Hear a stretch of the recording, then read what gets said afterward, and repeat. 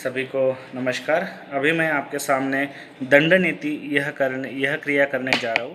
दंड नीति जो है वो नाक से रिलेटेड यानी नैतिक प्रकार का बहुत इम्पोर्टेंस पार्ट है, यानी भाग क्रिया है। देखो,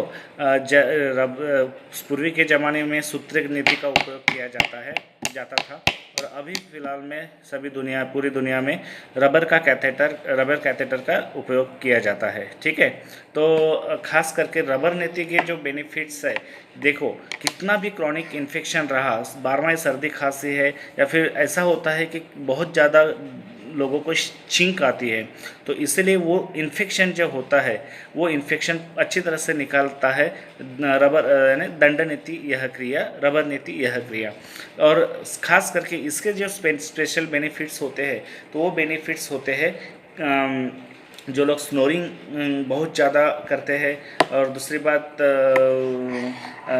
जिन लोगों का मांसांकुर बड़ा हुआ होता है, अंदर का मांस बड़ा हुआ होता है, बहुत लोगों की आवाज़ जो होती है मांस बढ़ने के बाद वो ऐसे आते हैं, जैसे इस तरह आवाज़ आती है। और ये आवाज़ आएंगे तो 100% समझिए कि उनका मांसांकुर बड़ा हुआ है, यानी वो नाक से अच्छी तरह से सांस नहीं ले सकते।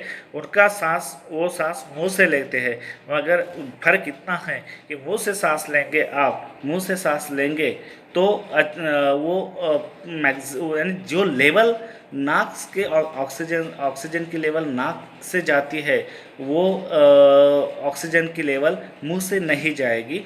इसलिए नाक अच्छा होना बहुत ज़रूरी होता है, यानी वो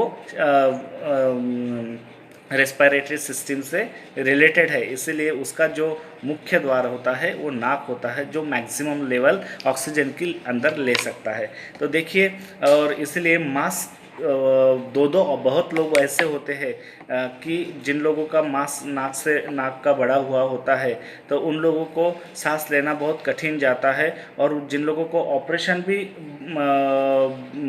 दो बार ऑपरेशन होने के बाद फिर भी वो मांस बढ़ता है, तो इसीलिए रबर नीति ये जो प्रकार होता है, तो ये जो रबर नीति क्रिया होती है वो उसकी जो बाढ़ होती है तो वो रोकता है।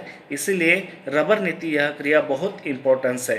ठीक है, अभी मैं रबर नीति ये 3 नंबर का कैथेटर है, और ख़ास करके कैथेटर भी अच्छी तरह से यूज़ होना बहुत ज़रूरी होता है, क्योंकि ये नेशनल का कैथेटर है। और ये रबर कैथेटर हम ना सर थोड़ा वो मेरा बच्चा भी पीछे लगा, इसलिए उसको लेके आए, सॉरी। रबर कैथेटर जो होता है, बहुत डुप्लीकेट कैथेटर होते हैं जो ऐसे बेंड करने के बाद भी टूट जाते हैं, इसलिए कैथेटर अच्छा होना बहुत ज़रूरी होता है। ठीक है, तो उसके जो 2 पॉइंट्स होते हैं, जो पूरी तरह से बंद होता है, छोटा सा वहाँ पे छेद होता है, ये जो छेद दिख रहा, ये छेद होता है, तो वो साइड से आपको अंदर इंसर्ट करना है। ठीक है, तो अभी मैं आपको प्रैक्टिकली दिखाता हूँ। और स्टरलाइज करना बहुत रबर नीति को इस तरह पकड़ना है। ठीक है, इस तरह पकड़ना है, ऐसा खड़ा नहीं पकड़ना है। ठीक है, तो ऐसा पकड़ेंगे तो वो सीधी अच्छी तरह से चली जाएगी। ठीक है,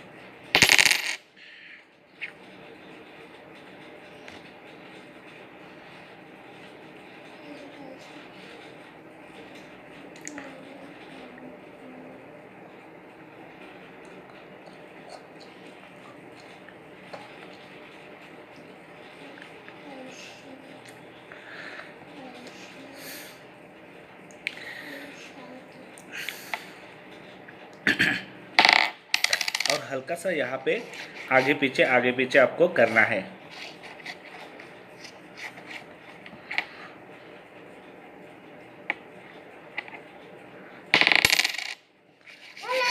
और जिन लोगों का मांस बड़ा है उन लोगों को इस तरह लॉक कर सकते हैं।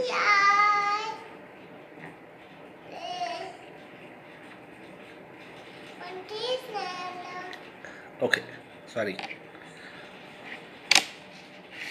इस तरह लॉक करके आधा घंटा भी रुकेंगे तो कल होने वाले जो बड़े बड़े नाक के ऑपरेशन है वो आपके 100% कर जाएंगे। और उन लोगों ने जब रोज करनी है तो उन लोगों ने नाक में गाय के घी के 2 बूंद डालना बहुत ज़रूरी होता है पहले दिन।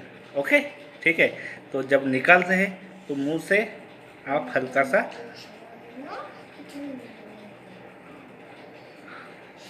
निकाल सकते हैं। ओके, और देखिए इसकी जो प्रिकॉशन होती है, ख़ास करके इसकी जो प्रिकॉशन होती है, जब आपको अल्सर है, नाक में अल्सर होगा, तो उस वक्त आपको रबर नीति यह क्रिया करनी नहीं है, ठीक है।